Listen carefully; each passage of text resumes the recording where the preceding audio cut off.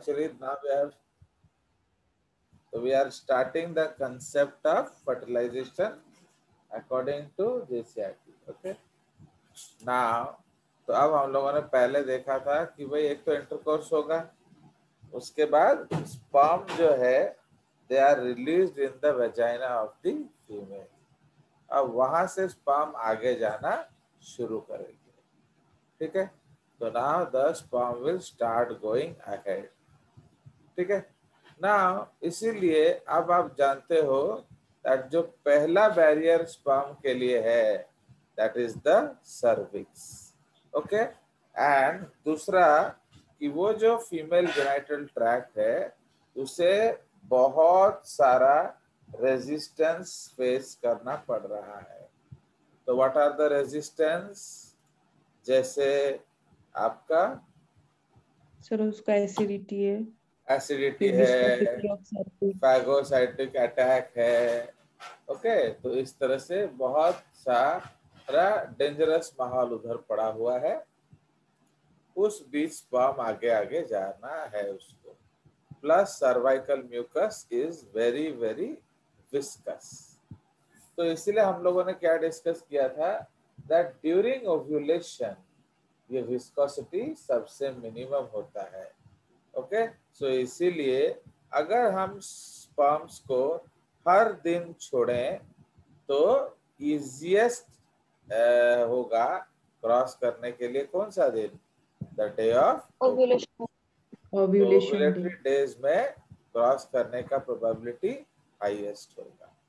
ठीक है, सो इसीलिए अब ये जो स्पर्म्स जा रहे हैं आपको ये चीज ध्यान में होना चाहिए कि स्पर्म्स को एपिडिडाइमिस ने क्या कर दिया था?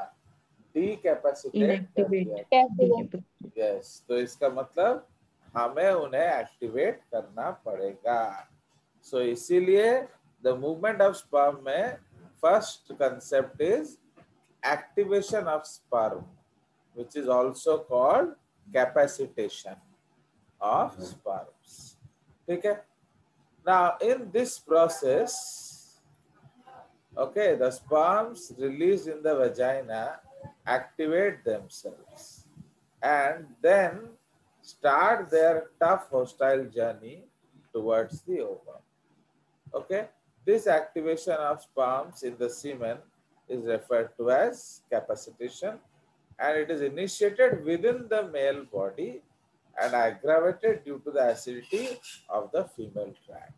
तो मेल बॉडी में लास्ट के तरफ जो प्रोस्टेट है ये लोग एसिडिक फ्लूइड रिलीज करते हैं जिससे उनका एक्टिवेशन वहां से शुरू हो जाता है। बट एग्रावेट कहाँ होता है? फीमेल ट्रैक में, जहाँ एसिडिटी बहुत ज्यादा होता है। Now, activated sperms switch on their powerhouses and start moving their tails. क्योंकि एक्टिवेशन का मेन फंक्शन क्या है कि उनका टेल को हिलाओ एंड आगे चल दो।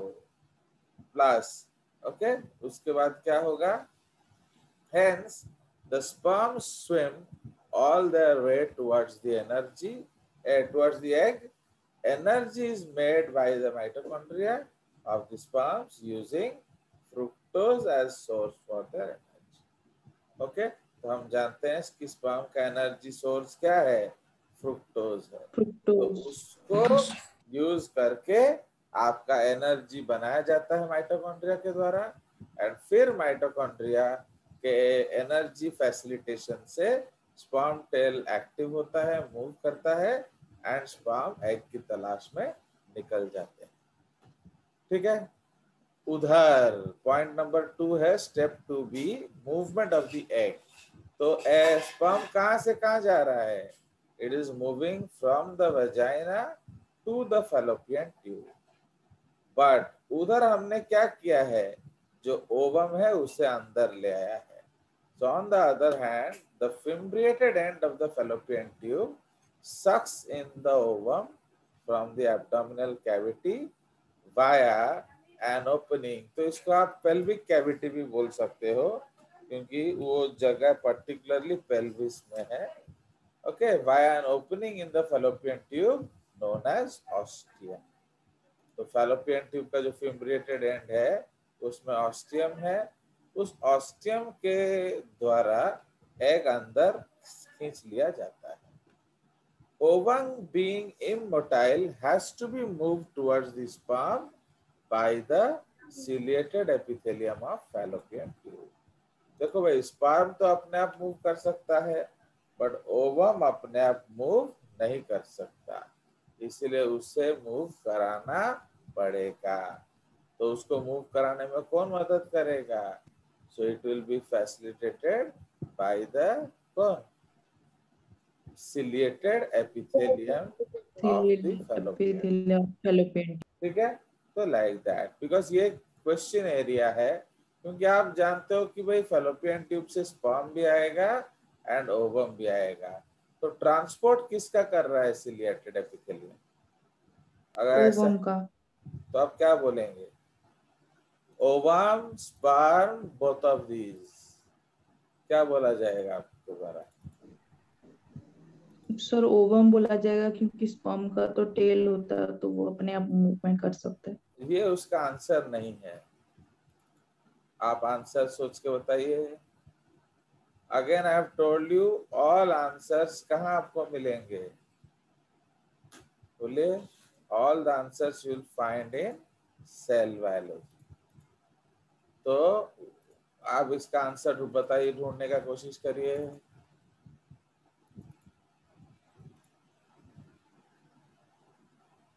बोलिए, गेस करिए फटाफट। तो जो सिलिया है, अगर सिलिया, देखो सिलिया आप क्या जानते हो, वो वन वे मूवमेंट करता है, वो टू वे मूवमेंट नहीं करता, तो इसीलिए सिलिया क्या करेगा? It will push the egg towards the fallopian tube से लेकर यूट्रस की तरफ। Then how will it bring the sperms? ठीक है, तो इसलिए generally ciliary movement is unidirectional. समझ में आया? इसीलिए Yes, sir. आइदर तो वो एग को धकेल सकता है या वो स्पर्म को ला सकता है। सो किसको मदद की जरूरत है? ओवम को। ओवम इस एग जो को। ये है आपका स्पर्म, वो खुद चल बुल सकता है। चलिए, तो नेक्स्ट स्टेप है हमारा third step, sperms have to cross the cervix. तो as the sperms ascend, the toughest job is to pass through the highly gelatinous viscous cervix, okay, of the uterus. तो cervix या उसको door of the uterus बोलते हैं। In the cervix, the speed of movement is very very less, and only those sperms can pass through which are tough. है कि नहीं? जो best sperms होंगे वही नॉर्मल डेज में पास थ्रू करने का औकात रखते हैं, अदरवाइज नहीं रखते। Okay, next point, acidity of the, या इसको हम लोग पीएच ऑफ द लिख सकते हैं, pH of the cervix varies from 5.5 to 8.5। इसका मतलब क्या है? वो एसिडिक से अल्कलाइन रहता है। Alkaline रहता है। बट जनरली एसिडिक कब रहता है? जब आपका विस्कोसिटी हाई रहता है। Okay, on the ovulatory days the viscosity of the cervix is the minimum, and इसमें एक और पॉइंट लिख लेंगे, and pH is maximum। okay, and pH is maximum। समझ रहे हो? तो इसलिए दोनों कारणों से क्या है, आपका स्पर्म को फैसिलिटी है। तो on ovulatory days the viscosity of cervix is the minimum and pH is maximum, and so naturally promoting क्या? sperm movement and hence fertilization। ठीक है, तो ये स्पर्म मूवमेंट को प्रमोट करेगा and hence also promotes fertilization. ठीक है, now note most of these sperms are destroyed in the ascent due to severeness of acidity and phagocytosis of sperms in the female tract. Okay, तो female track में उसे इन दोनों चीजों से शिकार किया जा रहा है। The semen's alkalinity is a defense for the sperms. Okay, तो स्पर्म को बचाएगा कौन? आपका जो अल्कालिनिटी ऑफ द सीमेन। तो अगर अल्कालिनिटी कम है तो मरने का चांस ज्यादा होगा, अगर अल्कालिनिटी ज्यादा है तो मरने का चांस कम होगा। ठीक है, Yes, sir. तो difference between alkalinity of semen and acidity of female tract decides fertility. क्या समझ में आया?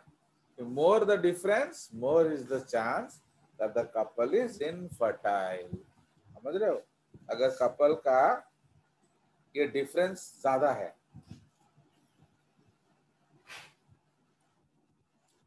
मतलब फीमेल का ट्रैक ज्यादा एसिडिक है एंड मेल का अल्कलिनिटी कम है, तो क्या होगा? इस केस में बच्चा होने का चांस बहुत कम हो जाएगा। ठीक है, now step 4, the location and exact position of ovum. भाई ओवम किधर है, लेफ्ट में ना राइट में? आप तो जानते हो देयर आर टू सोर्सेस, तो क्या किया जाए बताओ? सर लेफ्ट राइट कहीं भी तो हो सकता। माने आपका ओवम आइदर लेफ्ट में होगा या राइट में होगा, तो स्पर्म्स को कैसे पता चलेगा? तो what will they do? Sir उनके पास एक स्पेशल प्रोटीन होता है जो लॉक एंड की मैकेनिज्म कराता है, फर्टिलाइजिंग प्रोटीन। सर प्रोस्टाग्लैंडिन की वजह से स्पर्म को पता चलेगा कहाँ होगा। सुनिए, अभी क्या है, स्पर्म का तो आंख भी नहीं है, तो इसीलिए तो स्पर्म का जो कमांडर इन चीफ क्या बोलेगा? आधे इधर चले जाओ, आधे उधर चले जाओ, है कि नहीं? ये तो कॉमन चीज है ना। जब Yes, sir. विलियन और हीरो में दौड़ा दौड़ी हो रहा है, पुलिस जब चोर को पकड़ रहा है, एक दोराहा आता है, चोर एक तरफ चला जाएगा, बट अब पुलिस कहाँ जाएगा? सर आधे लाइट एक तरफ और तो व्हाट द बॉस विल दूसरी टेल? तरफ। आधे इधर चले जाओ, आधे मेरे साथ इधर चलो। Okay, Yes, sir. Success rate of sperm is less than 0.001%। समझ रहे हो? ये जो 400 मिलियन स्पर्म गया, okay, so what is the value of 1000? Okay, हमारा क्या होता है? 1000 डिवाइडेड बाई 400, 123 मिलियन। तो इसीलिए इसका क्या, तो अब यहां से हम 3 उड़ा देंगे एंड यहां से भी सपोज हम 3 उड़ा दिए, सो 1/4 लाख। ओके, ये सक्सेस परसेंटेज है, तो सक्सेस का चांस है 1/4 लाख एंड आपने 50% स्पर्म को गलत डायरेक्शन में भेजा है। तो इस जन्म में बाप बनोगे या नहीं बनोगे? नहीं बनेंगे। नहीं बनेंगे। समझ रहे हो? इसीलिए भाई कुछ करो, आधे इधर आधे उधर कर दोगे तो इस जन्म में बाप नहीं बनोगे। ओके,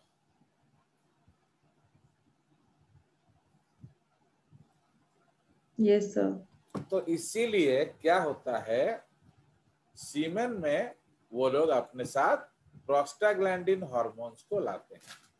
ओके, सो तो यहाँ देखिए, तो the location of the exact position is disclosed to the sperms by prostaglandins. तो they stimulate the contraction of smooth muscles of the uterus in such a manner that they direct the sperm to the side of the egg. Okay, तो इसलिए prostaglandin क्या करेगा, uterus को उस तरह से contract कराएगा कि सारे स्पर्म्स एक दिशा में जाएंगे। कौन सा दिशा? एग की दिशा में। जिधर है, जिधर एग है। चलिए उसके बाद आ जाइए नेक्स्ट पॉइंट। तो अब जो है, अब आप जाएंगे। ये कौन बोल रहा था वो जो फर्टिलाइजिंग एंटी फर्टिलाइजिंग के बारे में? गौरव भैया, तब फर्टिलाइजिंग एंटी फर्टिलाइजिंग चाबी लॉक एंड की जैसे होता है। तो पहले घर तो पहुंच जाओ ना, हवा से लॉक एंड की दिखाओगे। बोले अभी तुम स्कूल से निकला नहीं है एंड चाबी दिखा देने से तुम्हारा ताला खुल जाएगा? नहीं सर। हॉस्टल वाला। तो इसलिए पहले घर तो पहुंच जाओ। तो समझ में आया ना? सबसे बड़ा प्रॉब्लम क्या है, ना तो ओवम का पास आंख है और ना ही स्पर्म के पास, तो वो एक दूसरे को पहचानेंगे कैसे? तो that process is called approximation. समझ रहे हो? फाइन। दैट प्रोसेस, जो छोटा बच्चा होता है उसे पता नहीं होता है कि मदर का ब्रेस्ट कहाँ है, प्लस उसे थोड़ी वो पहले जूलॉजी पढ़ के आया था कि ब्रेस्ट का शेप ऐसे होता है। समझ रहे हो? प्लस उसकी आई साइट भी बहुत वीक होती है, यह होता है बच्चे का। तो इसीलिए हाउ इट नोज, तो इसलिए जो भी आप उसके मुंह में दोगे वो उसको सक्कल करना शुरू कर देगा। समझ रहे हो ना? तो जस्ट लाइक दैट। तो अगर आप मिर्ची भी दोगे उसके मुंह में तो उसको सक्कल करना शुरू कर देगा। सो इसीलिए what happens, the problem is कि एग के पास एंड इसके पास, दोनों के पास ही आंख नहीं है। तो जब दोनों के पास आंख नहीं है तो एक दूसरे को पहचानेंगे कैसे? इसीलिए उनके पास एक लॉक एंड की प्रोटीन सिस्टम होता है। ओके, तो लॉक एंड की प्रोटीन सिस्टम क्या करता है, वो बंधने में मदद करता है। अंडरस्टूड? तो व्हाट हैपेंस, तो ये जो आपका प्रोटीन है, तो जैसे एग है, ओके, तो एग में कौन सा प्रोटीन होता है? फर्टिलाइजिन। ओके, एग में या ओवम में होता है फर्टिलाइजिन। उसको ह्यूमंस में हम बोलते हैं ZP3 प्रोटीन। तो what does ZP stand for? बताइए। बस, तो इसीलिए ZP2 ZP3 प्रोटीन उसको हम ह्यूमंस में बोलते हैं, अदर एनिमल्स में उसको क्या बोला जाता है? फर्टिलाइजिन। तो उसका जो स्ट्रक्चर है वो एंटी फर्टिलाइजिन ऑफ स्पर्म, जिसको ह्यूमंस में बाइंडिंग प्रोटीन बोलते हैं, उसके एग्जैक्टली कॉम्प्लीमेंट्री होता है, as if it is a lock and key. तो उनमें चुंबकीय अट्रैक्शन होगा। तो ना अगर आप इस ड्राइंग को यहाँ देख रहे हो, तो this black one is the sperm and these white ones are the fertilizing protein in the egg।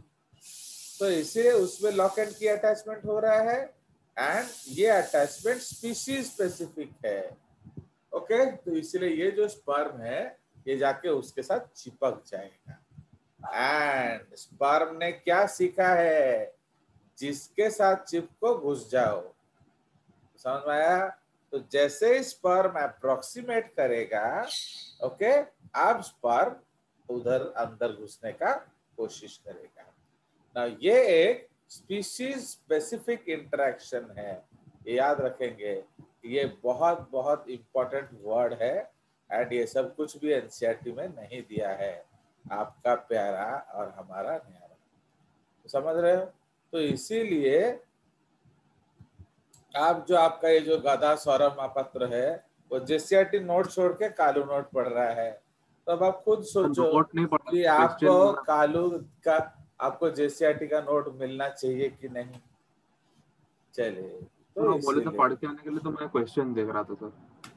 Books पढ़ो, हाँ। उसमें क्या रखा है पढ़ने के लिए, वो तो एनसीईआरटी का ब्लैक एंड व्हाइट वर्जन है। सर अभी क्लियर हुआ सर, ये जेपी 314 में थोड़ा डाउट था, वही सर क्लियर हो गया तब। तो यस सर, इसीलिए समझ। हर चीज का सोल्यूशन है जेसीईआरटी। तब ये जितना शीघ्र यस सर। समझ लो उतना अच्छा है। चलिए, ओके। आप इसीलिए अब देखो, एक्चुअली आप लोग को ये नोट कभी इकट्ठा दिखा नहीं ना, वरना मुझे तो समझ में नहीं आ रहा आपको ये नोट कैसे नहीं चाहिए।